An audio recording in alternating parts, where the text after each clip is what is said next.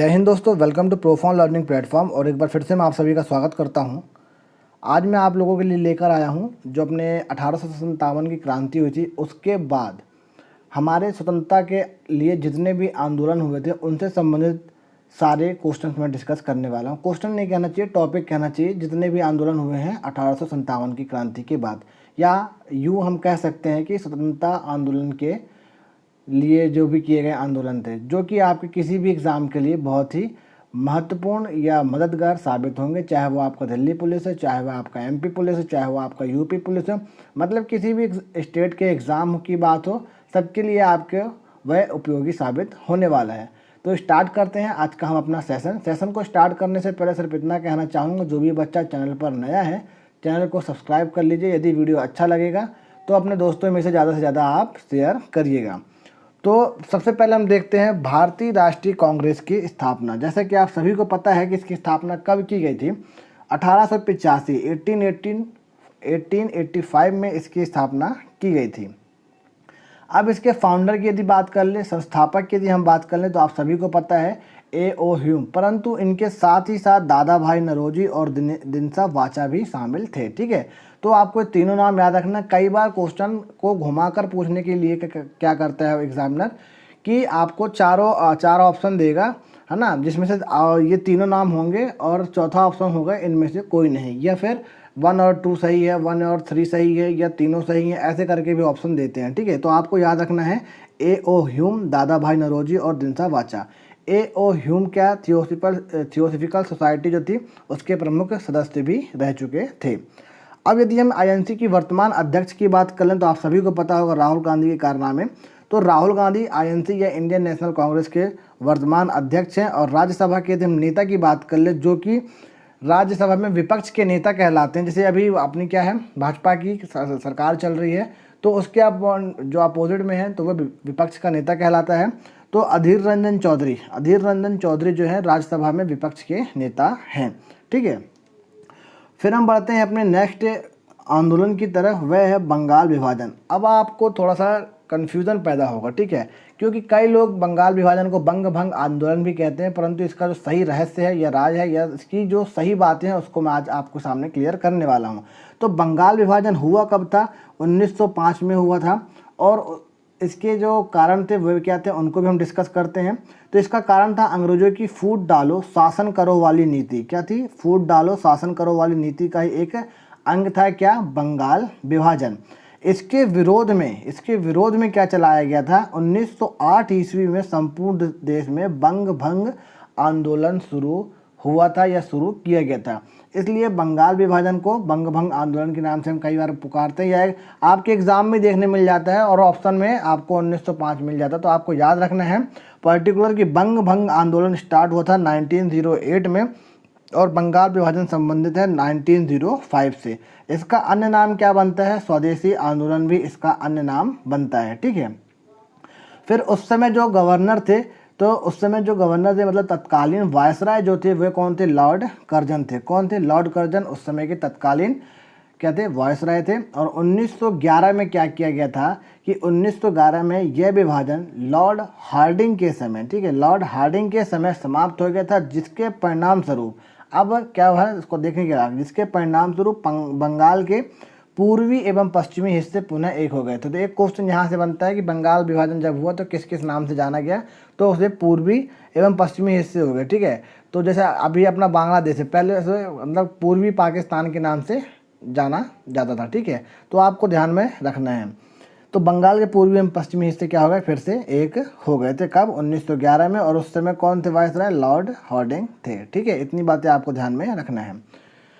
फिर हम बढ़ते हैं नेक्स्ट अपने आंदोलन की तरफ, मुस्लिम लीग की स्थापना। तो मुस्लिम लीग की स्थापना कब हुई थी? 1906 ईस्वी में हुई थी। कब हुई थी? 1906 ईस्वी में हुई थी। जिसका कारण क्या था?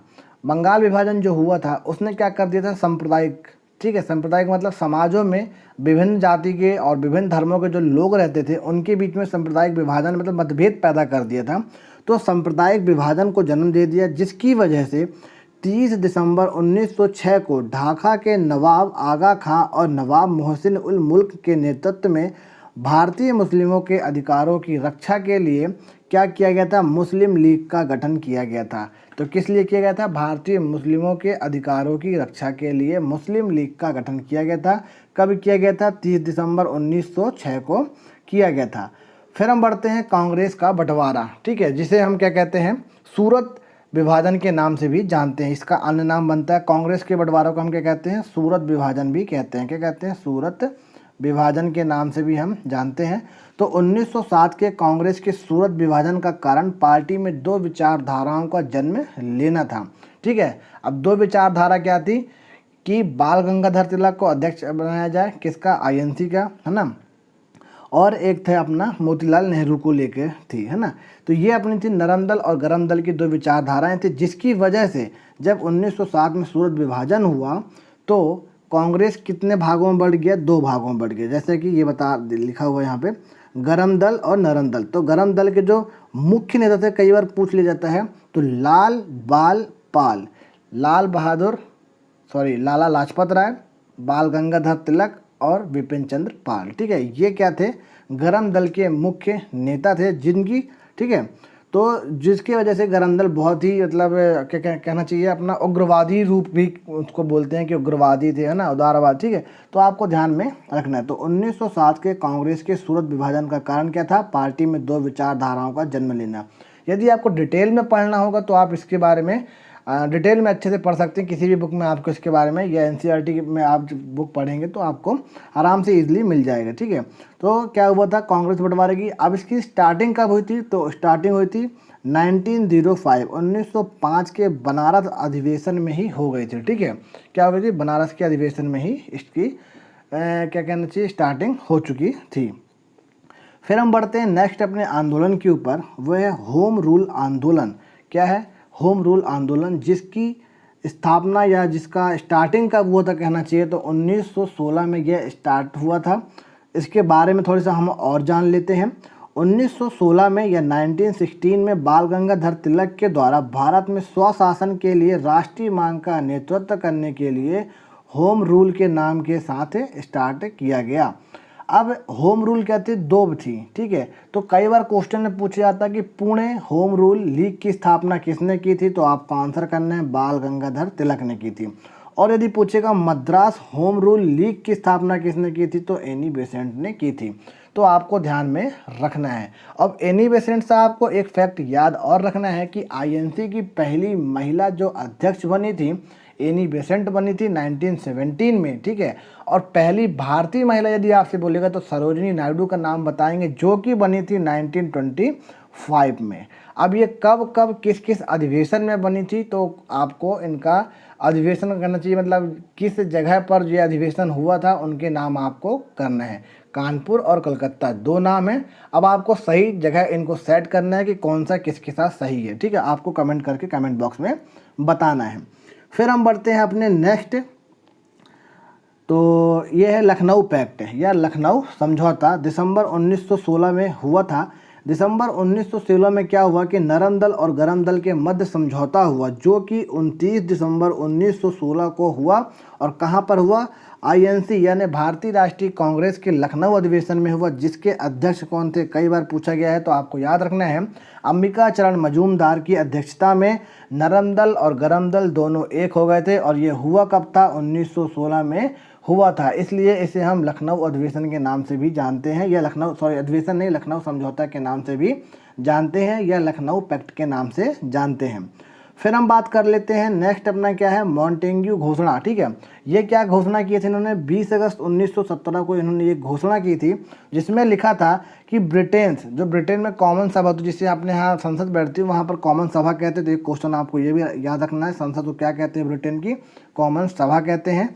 ठीक है, तो उसमें क्या पढ़ा गया, एक प्रस्ताव पढ़ा गया जिसमें भारत में प्रशासन की हर शाखा में भारतीयों को अधिक प्रतिनिधित्व दिए जाने की बात कही गई थी। क्या कही थी, प्रतिनिधित्व दिए जाने की बात कही गई थी। फिर हम बढ़ते हैं अपने नेक्स्ट क्या है, रॉलेट एक्ट, बहुत इंपॉर्टेंट है, कई बार इससे क्वेश्चन पूछे जाते हैं और पूछे गए हैं। तो रॉलेट एक्ट कब हुआ था, 8 मार्च 1919। इसे क्या कहा गया था, काला कानून भी कहा गया था। अब काला कानून क्यों कहा गया था, भारतीयों के द्वारा कहा गया था, पर क्यों कहा गया था, क्योंकि इसमें बिना जांच बिना पड़ताल किए बिना मुकदमा चलाए सीधे सज़ा दी जाती थी, है ना। इस वजह से इसे काला कानून भी कहा गया था। और ये जो अपने भारत देश के अंदर जब ब्रिटिश का शासन था, उनके मध्य जो अपने क्रांतिकारी थे उनको ढूंढना था, ठीक है, जो कि लोगों को उत्साह रहे थे, लोगों के मन में क्रांतिकारी का बीज डाल रहे थे, उनको पकड़ना था। इस वजह से ये रॉलेट एक्ट लाया गया था, जिसको हम क्या कहा, जिसको भारतीयों ने क्या कहा, काला कानून भी कहा था। ये हुआ कब था? 8 मार्च 1919 को हुआ था। अब इसका नाम रॉलेट एक्ट की ही क्यों पड़ा? तो ब्रिटिश सरकार के जो कौन थे न्यायाधीश थे, ठीक है, जिनको हम जज कहते हैं, तो ब्रिटिश सरकार ने जो न्यायाधीश या जज थे, सर सिडनी रॉलेट की अध्यक्षता में एक कमेटी बनाई गई थी। इस वजह से इस कमेटी को दिया गया था, रॉलेट एक्ट का नाम दिया गया था, जिसे काला कानून के नाम से भी जाना जाता था। ब्रिटिश सरकार को यह अधिकार प्राप्त हो गया था कि वह किसी भी भारतीय पर अदालत में बिना मुकदमा चलाए उसे जेल में बंद कर सकता था, ठीक है। तो वही मैं आपको बताने की कोशिश किया। तो इसी के विरोध में थोड़ी सी हम आगे और चर्चा करेंगे, क्योंकि अभी जलियांवाला बाग हत्याकांड भी आएगा, उसमें आपके इसके सारे पॉइंट वहाँ भी क्लियर हो जाएंगे, ठीक है। तो हम बढ़ते हैं नेक्स्ट, अपना क्या है, जलियांवाला बाग हत्याकांड। ये क्या हुआ? 13 अप्रैल 1919। अभी हमने देखा क्या, 8 मार्च 1919 देखा। इसमें क्या हुआ? रॉलेट एक्ट आया, ठीक है। उसके बाद क्या हुआ था? उसके बाद जब रॉलेट एक्ट आया तो उसमें सैफुद्दीन किचलू को, ठीक है, सैफुद्दीन किचलू को गिरफ्तार कर लिया गया था, जिसकी वजह से जलियांवाला जो बाग था, है ना, वहाँ पर काफ़ी मात्रा में क्या हुई थी, भीड़ इकट्ठी हो गई थी। तो अंग्रेज़ों को, जो वहाँ की जो सेना थी, उनको ऐसा लगा, ऐसा प्रतीत हुआ कि यहाँ पर कुछ बड़ा होने वाला है। इस वजह से जो जनरल ओ डायर थे, ठीक है, जनरल ओ डायर थे, उन्होंने क्या किया था, गोली चलाने का आदेश दिया था, और क्या किया था, वहाँ पर गोलियाँ चलवा दी थी, जिसमें काफ़ी बड़ी संख्या में क्या हुए थे, भारतीय मारे गए थे। तो उसी वजह से इसको कहा गया जलियांवाला बाग हत्याकांड, जो कि 13 अप्रैल 1919 को हुआ था। और इसी से आगे संबंधित एक और आपको पॉइंट मिल जाएगा, जो कि आपको क्लियर हो जाएगा, ठीक है। तो रॉलेट एक्ट के तहत सैफुद्दीन किचलू की गिरफ्तारी के विरोध में जलियांवाला बाग पे एक क्या हुई थी, सभा आयोजित की गई थी, जहां पर जनरल ओ डायर ने गोली चलवाकर उनकी हत्या करवा दी थी, इसलिए वह जलियांवाला बाग हत्याकांड कहलाया। तो रॉलेट एक्ट के विरोध में जलियांवाला बाग हत्याकांड में क्या हुई, सभा होने के बाद ऐसा कांड हुआ, जो कि जलियांवाला बाग हत्याकांड कहलाया। और दिन कौन सा था? वैसाखी का दिन था, आपको याद रखना है, क्योंकि कई बार पूछ लिया जाता है। फिर हम बढ़ते हैं खिलाफत आंदोलन। तो खिलाफत आंदोलन 1919 ईस्वी में चलाया गया। दिल्ली में 25 नवंबर 1919 ईस्वी को होने वाले खिलाफत समिति के सम्मेलन की अध्यक्षता किसने की थी? अगर यह क्वेश्चन पूछेगा तो आपको आंसर करना है, महात्मा गांधी ने की थी, ठीक है। फिर हम बढ़ते हैं हंटर कमेटी। तो मैंने कहा था कि जलियांवाला बाग के बाद एक और, तो ये थोड़ा सा ऊपर नीचे हो गया था। तो ये फैक्ट आपको जलियांवाला बाग, मतलब पहले रॉलेट एक्ट 8 मार्च, फिर 13 अप्रैल, उसके बाद आपको 18 मई याद रखना है कि हंटर कमेटी। अब हंटर कमेटी क्यों बनाई गई थी? जो कहना चाहिए, जो अपना जलियांवाला बाग हत्याकांड हुआ था, उसकी जांच के लिए हंटर कमेटी बनाई गई थी, ठीक है। क्या बनाई गई थी? हंटर कमेटी बनाई गई थी, जिसकी रिपोर्ट कब प्रकाशित हुई थी? तो 18 मई 1920 को इसकी रिपोर्ट प्रकाशित की गई थी। तो जलियांवाला बाग हत्याकांड की जांच समिति थी, जिसका गठन हुआ था 14 अक्टूबर 1919 को। तो आपको याद रखना है कि हंटर कमीशन कब गठित हुआ? 14 अक्टूबर 1919 को। और इसकी रिपोर्ट कब आई थी? तो 18 मई 1920 को इसकी रिपोर्ट आ गई थी। तो 18 मई 1920 में रिपोर्ट आई, और 14 अक्टूबर मतलब 14 अक्टूबर 1919 में हंटर कमेटी का गठन किया गया था। आपको ये बात जरूर याद रखना है कि हंटर कमेटी कब बनी थी। और इसके अध्यक्ष का नाम था लॉर्ड विलियम हंटर, जिसके नाम पर हंटर कमेटी का नाम हंटर कमेटी रखा गया। फिर हम बढ़ते हैं कांग्रेस का नागपुर अधिवेशन, इसको हम चर्चा कर लेते हैं। तो ये कब हुआ? दिसंबर 1920 ईस्वी में हुआ। अब ये बहुत इम्पोर्टेंट है, थोड़ा सा ध्यान में रखिएगा। यह कांग्रेस का दूसरा अधिवेशन था, जिसमें इंदिरा गांधी को क्या कहा गया था? गूंगी गुड़िया के नाम से मतलब कहा गया था। परंतु जब वहाँ पर उन्होंने सर्वप्रथम पंडित जवाहरलाल नेहरू जो अपने प्रधानमंत्री थे, उनके स्पीच दे रहे थे, जब उन्होंने घड़ी मतलब अपनी वो बैल बजाकर उनको स्पीच देने से रोका, और मतलब सब देखते रहेगा। ये सब चीज़ें जो है ना, आप पढ़ेंगे तो आपको बहुत इंटरेस्टिंग लगेगा। तो आपको ये सब चीज़ें थोड़ा सा पढ़ना पड़ेगा, तो आपके दिमाग में इंटरेस्टिंग पॉइंट जागते जाएंगे और आपको सारी कहानियाँ याद होती रहेंगी। तो अपना क्या हुआ था, इंदिरा गांधी को गूंगी गुड़िया कहा गया था, है ना, तो इस वजह जाना जाता रहा। फिर उसके बाद उनका तेवर यहाँ पर देखा गया था। तो ये कांग्रेस का नागपुर अधिवेशन था। साथ ही आज़ादी के बाद, ठीक है, अभी तो ये अपना हल्के में चला था, फिर आज़ादी की बात हम कर लेते हैं। आज़ादी के बाद कांग्रेस का पहला और तीसरा अधिवेशन भी कहाँ पर हुआ था? नागपुर में हुआ था। तो आपको ये याद रखना है कि आज़ादी के बाद सर्वप्रथम आईएनसी का कहाँ पर हुआ था? तो नागपुर में हुआ था। कहाँ पर हुआ था? नागपुर में हुआ था।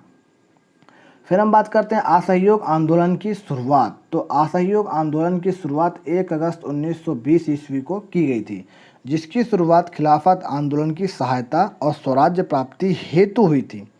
ठीक है, तो स्वराज्य प्राप्ति हेतु हुई थी। इस आंदोलन का प्रस्ताव नागपुर अधिवेशन में पारित हुआ। ठीक है, तो देखिए नागपुर अधिवेशन और भी रिलेट करता है, आपको ये देखते चलना है कि कहाँ पर कौन से पॉइंट सही बैठते हैं। तो क्योंकि नागपुर अधिवेशन हुआ कब था? दिसंबर 1920 में, और ये 1 अगस्त 1920। ठीक है, तो आपको सब चीज़ें बातें ध्यान में रखनी है और आगे बढ़ते रहना है। फिर हम बात करते हैं चौरी चौरा कांड। आप सभी ने इसके बारे में देखा होगा, कई क्वेश्चन पूछे जाते हैं। तो 5 फरवरी 1922 को चौरी चौरा कांड हुआ था।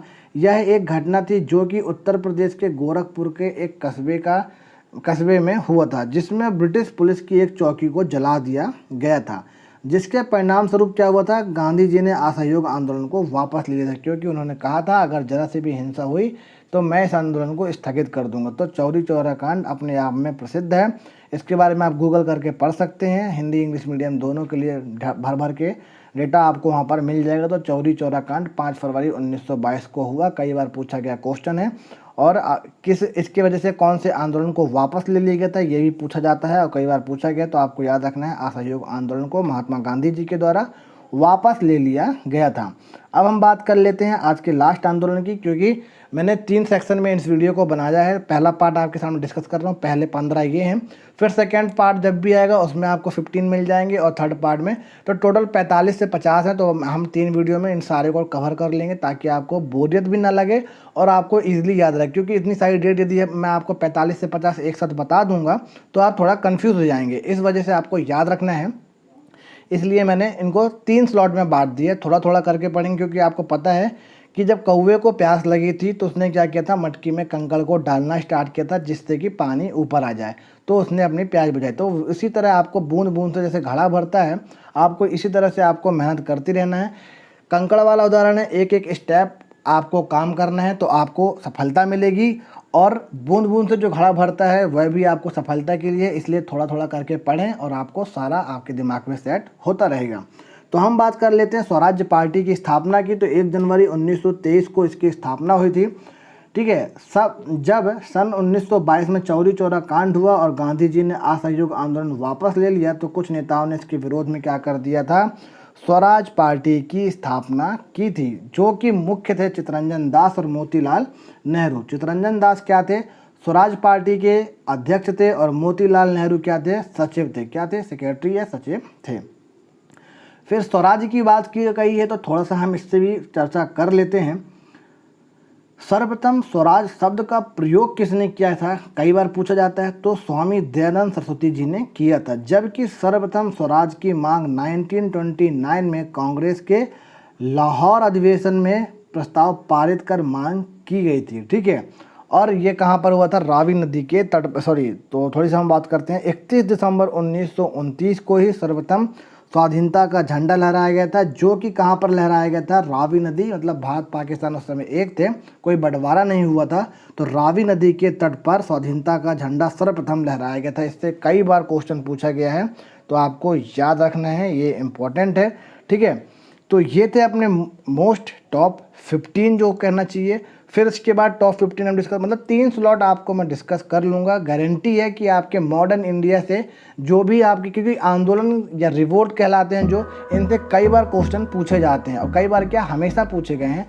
तो मेरे को ये एक इम्पॉर्टेंट पार्ट लगा आपके किसी भी एग्ज़ाम को क्रैक करने के लिए।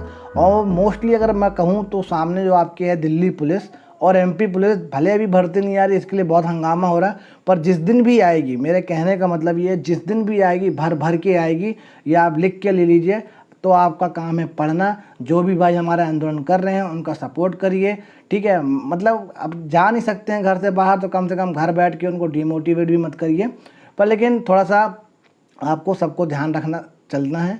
ठीक है, तो ये थे अपने मोस्ट। फिर हम बढ़ते हैं आज के अपना नेक्स्ट क्या है, अलविदा लेने का अपना समय आ चुका है। तो ओके दोस्तों, मैं आप लोगों से अलविदा लेता हूँ, लेकिन जो भी चैनल पर नया होगा चैनल को सब्सक्राइब करना ना भूलें। वीडियो अच्छी लगी यार तो अपने दोस्तों में से ज़्यादा शेयर ज़रूर कर देना। शेयर करने में कुछ नहीं जाएगा, उसको भी हेल्प हो जाएगी और हमारी भी हेल्प होती रहेगी और ये काफ़ी दूर तक फैलेगी और काफ़ी लोगों की मदद भी हो जाएगी, क्योंकि ये फ्री ऑफ कॉस्ट वीडियो, आपका कोई चार्जेस नहीं एप्लीकेबल है इस पर। तो अब लेता हूँ मैं आप लोगों से अलविदा। जय हिंद, जय भारत। अपना ख्याल रखें, अपने घर वालों का ख्याल रखें।